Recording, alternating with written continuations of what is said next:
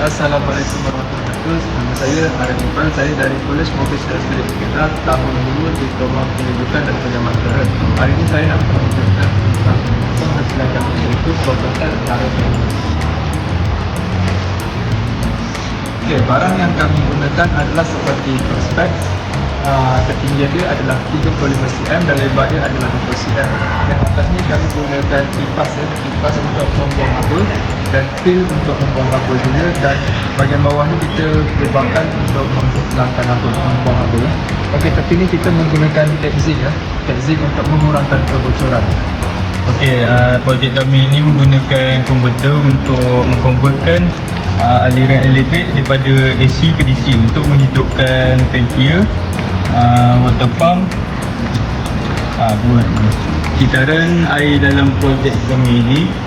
Air yang keluar daripada cooling tower diambil pada sini untuk dimasukkan ke water block untuk dinaikkan suhu airnya, dan lepas tu masuk ke dalam cooling tower balik, dan kipas ini dengan pil ini akan berfungsi untuk membebaskan haba air itu.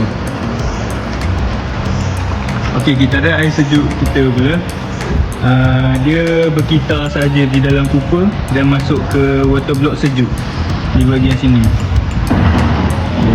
IoT yang digunakan pada cooling tower ini ialah sensor, 2 sensor dan limiter flow rate dan LCD.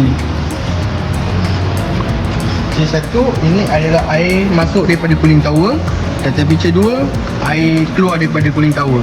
Flow rate pula kita gunakan untuk mengambil bacaan hal laju air, dan di LCD kita mendapat data bacaan suhu dan flow rate.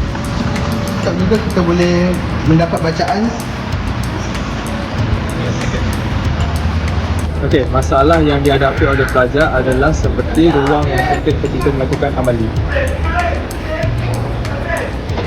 Masalah yang kedua, mempunyai waktu yang terhad semasa sesi pembelajaran.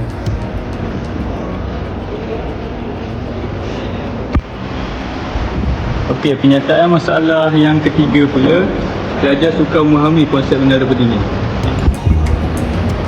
Okey, pada aktiviti pertama kami menghasilkan prototipe menara pendingin yang menggunakan sistem IoT.